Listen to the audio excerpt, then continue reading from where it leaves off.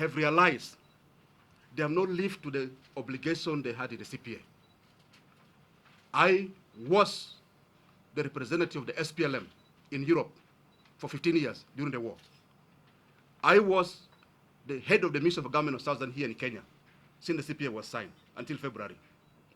I could have continued to be head of mission, but we thought that for us as a South Sudan, there's nothing important right at this particular time than working toward the referendum.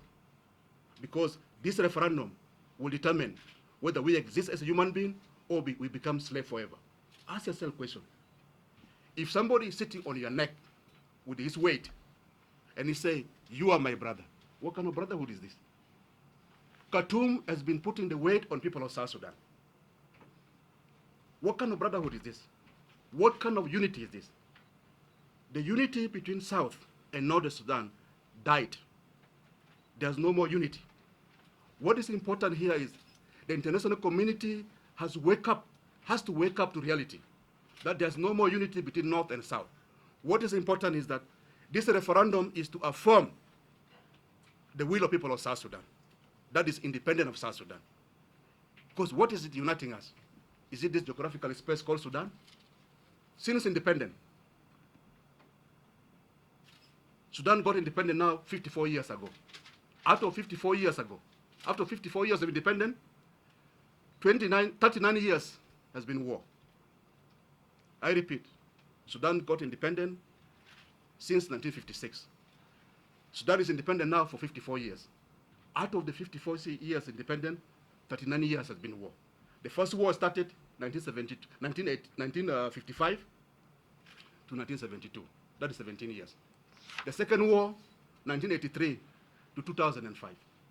That is already 22 years. If you add them, that is 39 years of war.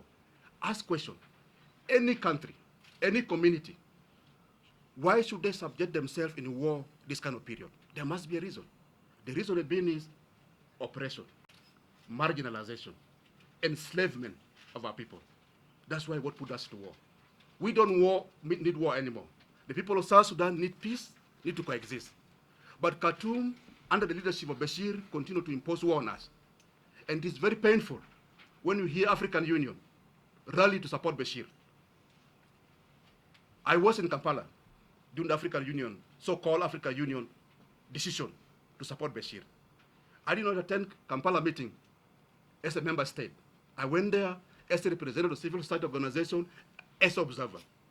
The only time we allow during that session is the opening and the closing session. Bashir himself boycotted the meeting in Kampala. Not only boycotted the meeting, he snapped the African Union. In Kampala, he did not come first. He did not send foreign affairs minister. He did not send any senior official in Kampala. What he was represented by ambassador at AU in Addis. Despite his absence, the African Union has the audacity to put Bashir on top of agenda to be discussed. So, as South Sudan, I want to put this on record that the issue of Bashir is being used by African Union as a proxy war with the UN Security Council. It is important you, the international media, must know that the African Union is using its war with the UN Security Council, and Bashir is the pawn in this war. Because if it's not the case,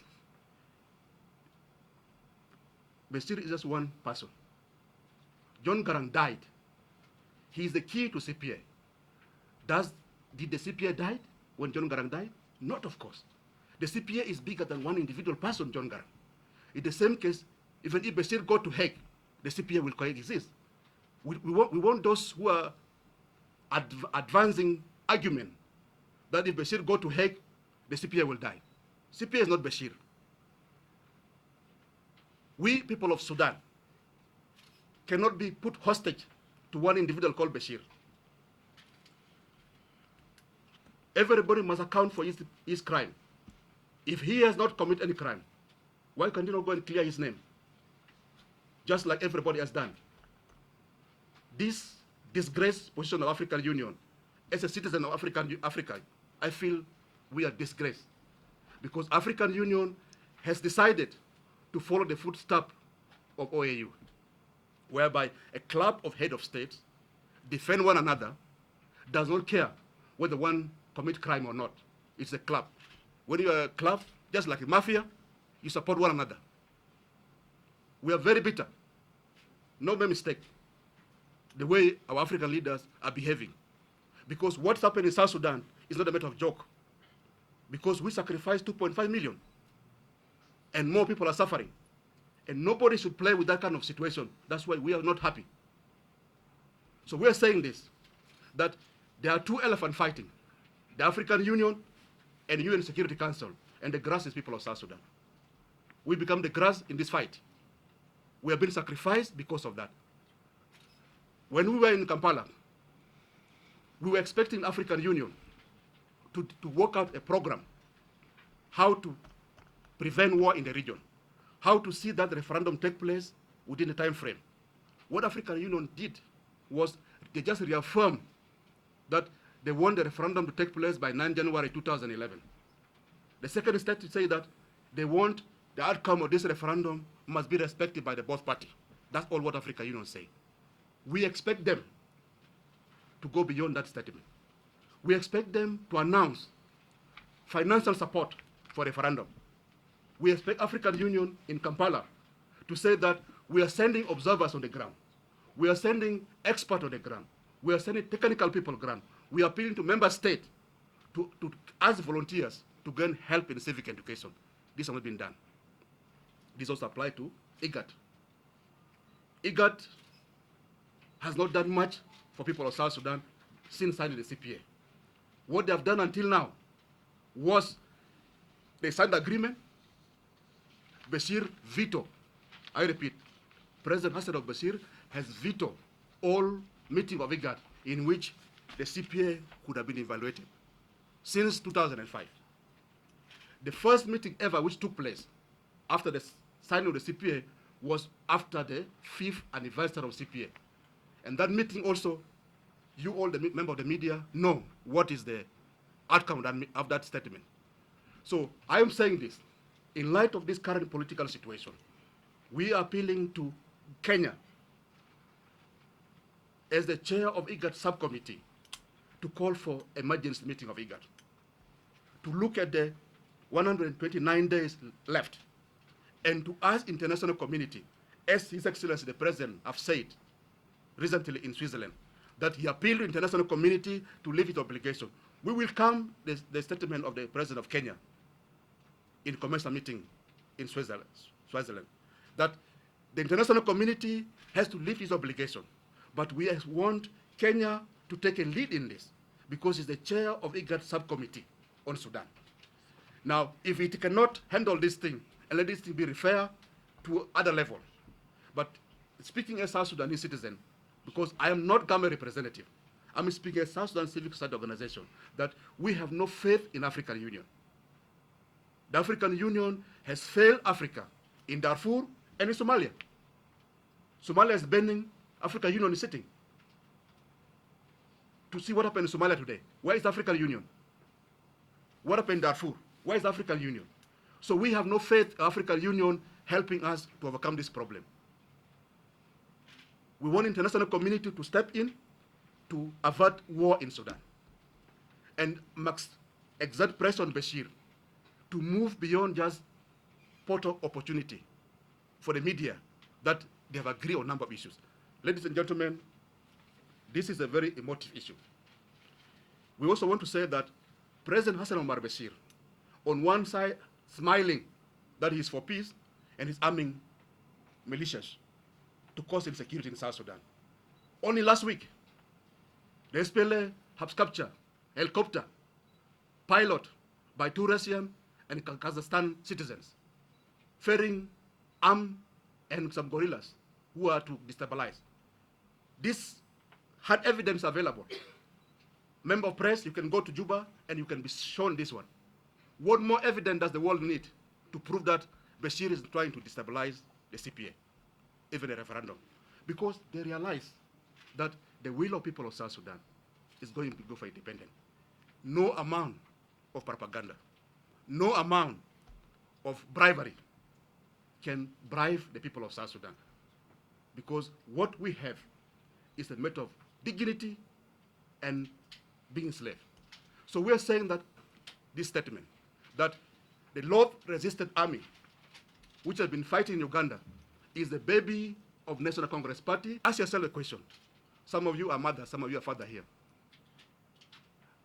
Have you heard anywhere that a father, a mother, threw away their child? The National Congress Party is the father of the Lord resistant army from Uganda. It is their baby. They arm them, they train them, so the crime committed by Lord resistant army should be on South Sudan, so that the Khartoum will sit on the top of the mountain and tell you, the media, that you see, the South Sudanese are unable to govern themselves. See how they're butchering themselves. And yet they're the one arming, inciting people to do this. So we call upon you, the media, and international community, that the time has come that we must remove our glove and state the fact that Bashir is not an angel behind all this stalemate. He is 100% behind some of this process. He talked to his African peers that he's for peace. Behind the door, give instruction for militia to cause insecurity. Give instruction for his people to obstruct the process of referendum. So I would like to stop here and take whatever question you want.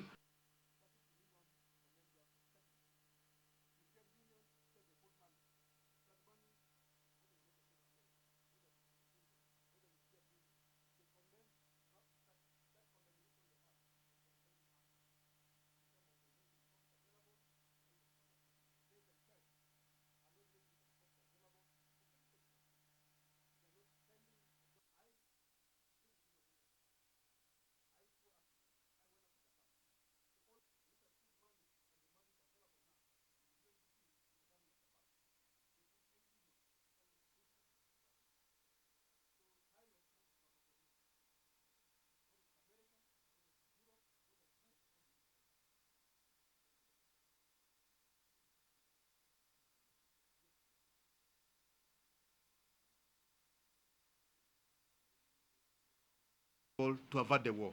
What we are saying is simple like this. Take this scenario. You are walking, there's a hole in front of you.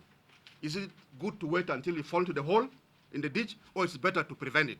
What we are stating, only stating the fact that there will be no postponement of the referendum. The people of South Sudan will not accept unity imposed on them where they become second-class citizens. Because under the current system of the government in Sudan, which President Bashir campaigned during the election, he campaigned to impose Islamic law in the country. Under Islamic law, I am the fourth-class citizen. The first-class citizen is the Muslim man. The second-class citizen, the Muslim woman. The third-class citizen is any other Muslim. And me, as a Christian or African traditional believer, I'm a fourth-class citizen. What kind of country is that? I am not beating the drum of war. I'm only stating the fact as it is, whether people like or not. I'm stating the fact that we have reached a crossroad. If people like it or they don't like it, come 10 January 2011, the people of South Sudan, through its parliament, will make that decision. Because I'm also saying that Khartoum will attempt to invade the South. Of course, the South will not tie its hand where to be destroyed. That is what I'm talking about. It's not a matter of beating the drum. I'm not coming to this press conference to start laughing, because it is not a laughing matter here. This is a matter of life and death. That's why you don't see me smiling.